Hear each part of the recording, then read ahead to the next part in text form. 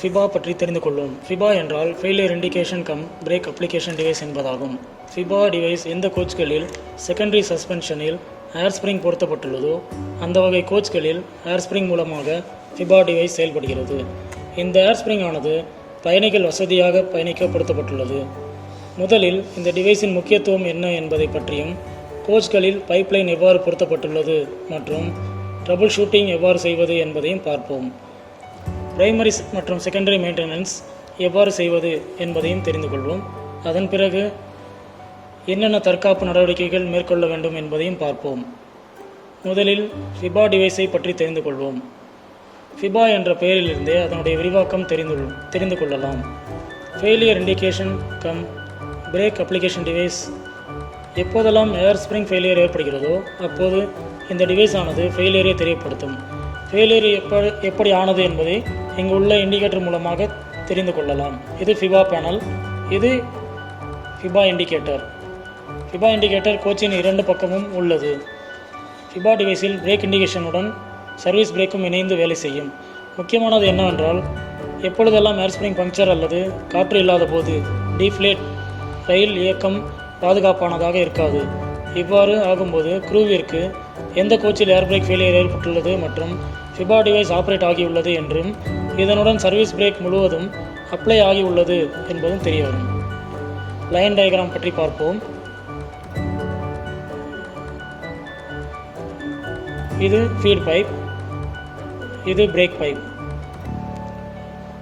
ஏர் spring ஆனது charge ஆகும்போது 6 kg/cm² charge ஆகும். இது டேட் கலெக்டர், இது ஐசோலேட்டிங் காக் வித்தவுட் வெண்ட், இது NRV நான் ரிட்டன் வால், இது 150 litres air reservoir.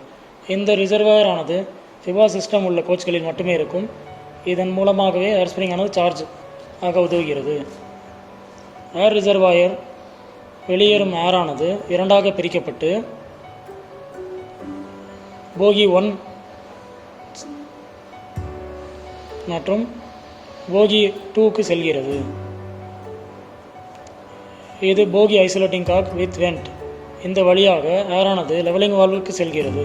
Basically the work of levelling valve is to allow air entry into or exhaust from the air spring to maintain a constant air spring height irrespective of varying load. எடுத்துக்காட்டாக, கோச்சில் load அதிகமாகும் போது coach பாடியானது கீழிறங்கும். அப்போது ஏரானது levelling valve மூலமாக ஏர் ஸ்ப்ரிங்கிற்கு செல்கிறது. அதே சமயம் கோச்சில் லோடானது குறையும் போது கோச் பாடியானது மேலே செல்லும். அப்பொழுது ஏரானது லெவலிங் வால்வ் சோக் மூலமாக வெளியேற்றப்படும். இவ்வாறாக லெவலிங் வால்வானது கோச்சின் லோடு ஏறினாலோ அல்லது இறங்கினாலோ உயரத்தை சமமாக இருக்க உதவி செய்கிறது. இது டியூப்ளெக்ஸ் செக் வால்வ். இது 2 ஏர் ஸ்ப்ரிங்குக்கும் நடுவில் உள்ளது. இதன் மூலம் 2 ஏர் ஸ்ப்ரிங்குக்கும் ஏர் எக்ஸ்சேஞ்ச் நடைபெறுகிறது. இது 2 ஏர் ஸ்ப்ரிங்கும் சமமான ஏர் ப்ரெஷர் இருக்குமாறு பார்த்துக்கொள்கிறது. இதன் பிறகு ஃபிபா டிவைஸை பற்றி பார்ப்போம். ஒரு போகிக்கும் ஒரு ஃபிபா டிவைஸ் இருக்கும்.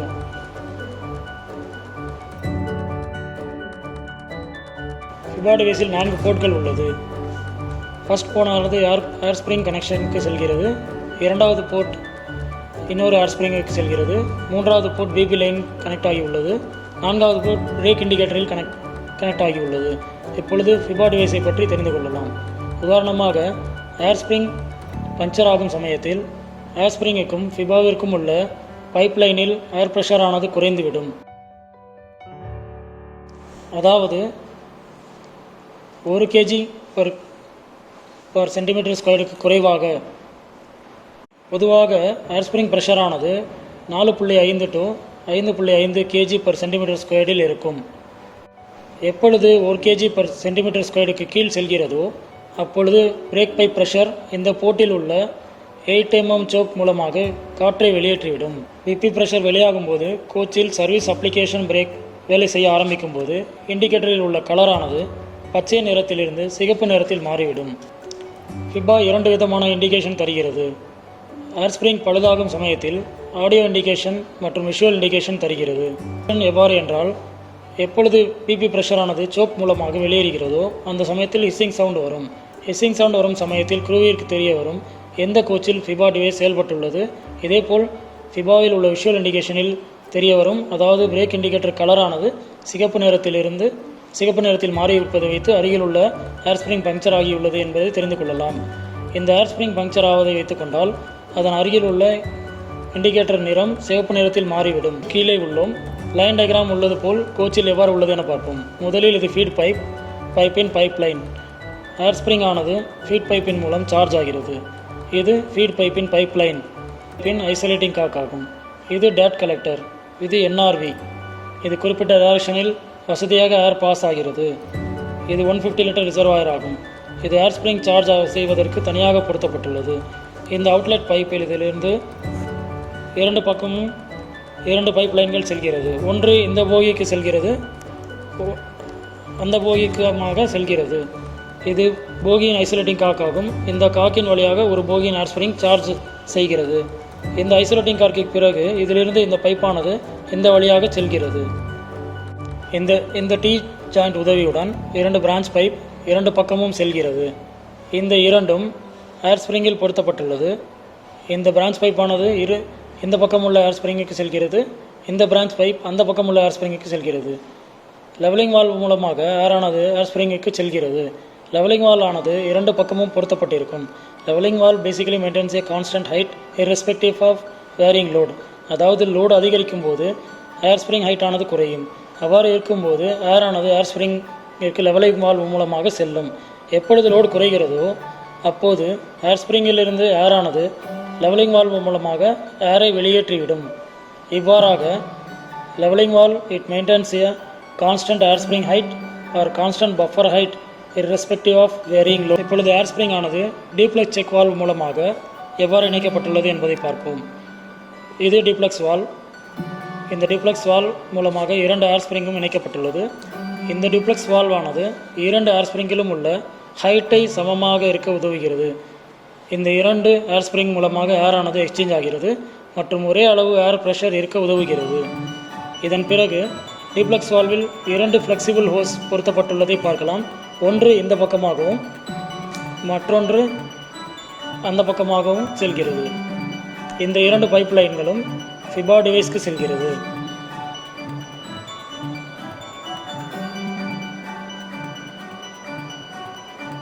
இந்த 2 பைப்களும் ஃபிபா டிவைஸ்க்கு செல்கிறது.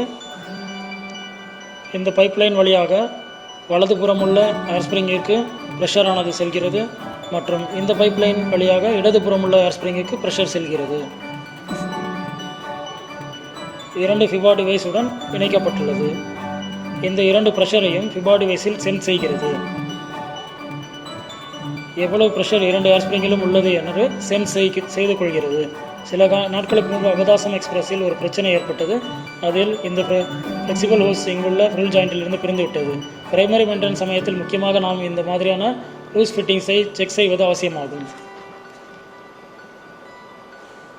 ஃபிபா டெஸ்டிங் எப்படி செய்வது என்று பார்ப்போம். பிரைமரி மெயின்டெனன்ஸ்க்கு கோச் வரும் சமயத்தில் ஃபிபா டெஸ்டிங் செய்வது அவசியமாகும். அதை எவ்வாறு செய்ய வேண்டுமானால் இது ஃபிபா பேனல்.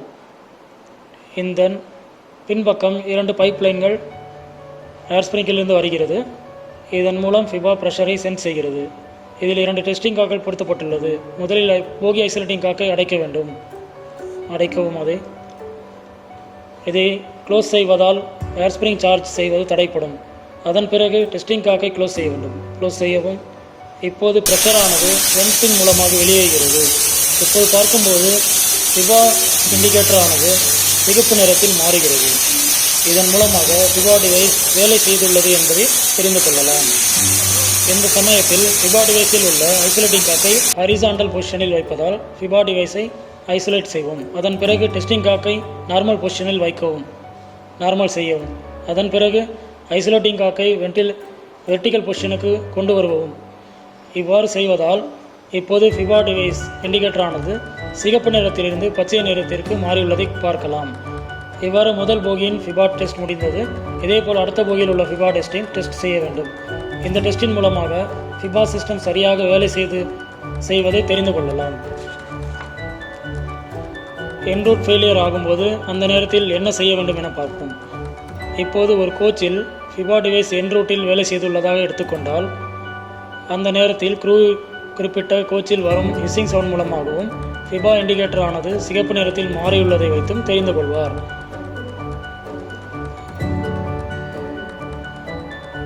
அந்த குறிப்பிட்ட கோச்சுக்கு சென்று பிபியில் இருந்து வரும் ஃபிபா டிவைஸுக்கு செல்லும் பிரான்ச் பைப்லைனில் உள்ள ஐசோலேட்டிங் காக்கை க்ளோஸ்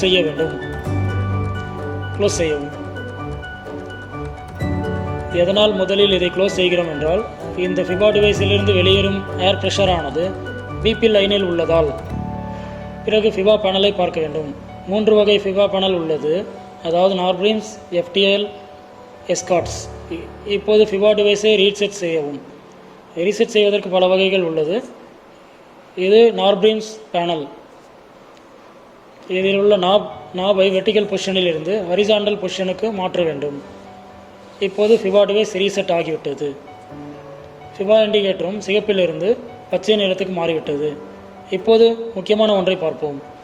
2 காரணங்களால் ஃபெயிலியர் ஆனது ஏற்படலாம். அதில் 1 ஏர் ஸ்ப்ரிங் பங்க்சர் ஆகலாம், 2 மால் ஃபங்க்ஷனிங் ஆஃப் ஃபிபா பேனலால் ஏற்படலாம். சில நாட்களுக்கு முன்பு ஆஷ்ரம் எக்ஸ்பிரஸில் கூட பிரச்சனை ஏற்பட்டது. அதில் ஏர் ஸ்ப்ரிங் ஆனது சரியாக இருந்தும் ஃபிபா டிவைஸ் மால் ஃபங்க்ஷன் ஆனது. ஃபிபா டிவைஸ் ஆனது இயங்கியிருந்தது மற்றும் 60 kmph வேகம் வண்டி செல்லுமாறு காஷன் ஆர்டர் கொடுக்கப்பட்டது.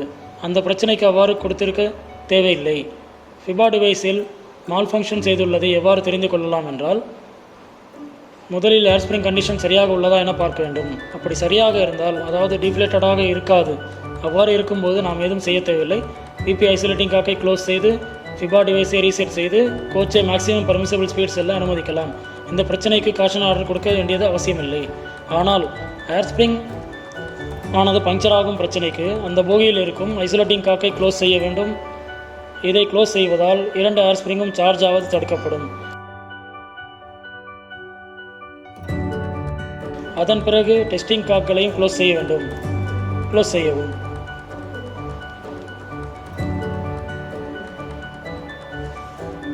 ஏர் ஸ்ப்ரிங் ஏர் ப்ரெஷர் முழுவதுமாக ட்ரெயின் ஆகும் வரை காத்திருக்க வேண்டும்.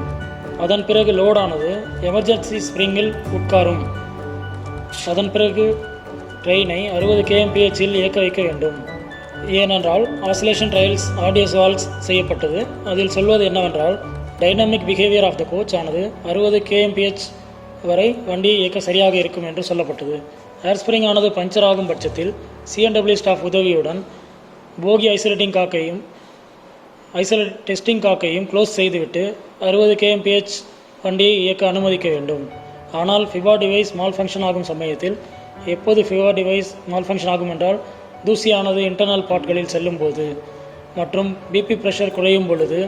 அந்த சமயத்தில் பிபி ஐசோலேட்டிங் காக்கை க்ளோஸ் செய்து ஃபிபா டிவைஸை ரீசெட் செய்ய வேண்டும். அவ்வாறு செய்வதனால் without any trouble maximum permissible ஸ்பீடில் ட்ரெயினை இயக்கலாம். பிரைமரி மெயின்டெனன்ஸில் பிட்லைன் எக்ஸாமினேஷனில் செய்யும்போது என்னென்ன முக்கியமான பாயிண்ட்ஸ்களை நினைவில் வைக்க வேண்டும் என பார்ப்போம். முதலாவதாக, check all ferrule joints and flexible hose for leakages or looseness. அதாவது ஏர் ஸ்ப்ரிங்கில் உள்ள ஃப்ளெக்சிபிள் ஹோசஸ், அனைத்து பைப்புகள், flexible hose, ferrule joint, threaded joints இவைகள் அனைத்தும் சரியாக பொருத்தப்பட்டுள்ளதா மற்றும் அதிலிருந்து மைன்யூட் லீக்கேஜ் அண்ட் லூஸ்னஸ் உள்ளதா என பார்க்க வேண்டும். இரண்டாவதாக, closely check leakage from air bellows. அதாவது ப்ரெஷர் டெஸ்டிங் செய்யும்போது 4 புறமும் உள்ள ஏர் பெல்லோஸ் இம்ப்ராப்பர் சீட்டிங் மற்றும் பஞ்சர் ஆகி உள்ளதா என பார்த்து லீக்கேஜ் இருந்தால் சரி செய்யவும் அல்லது கோச்சை சிக்மார்க் செய்யவும். மூன்றாவதாக, ஏர் ஸ்ப்ரிங் ஹைட்டும் இம்பார்ட்டன்ட் பேராமீட்டர் ஆகும்.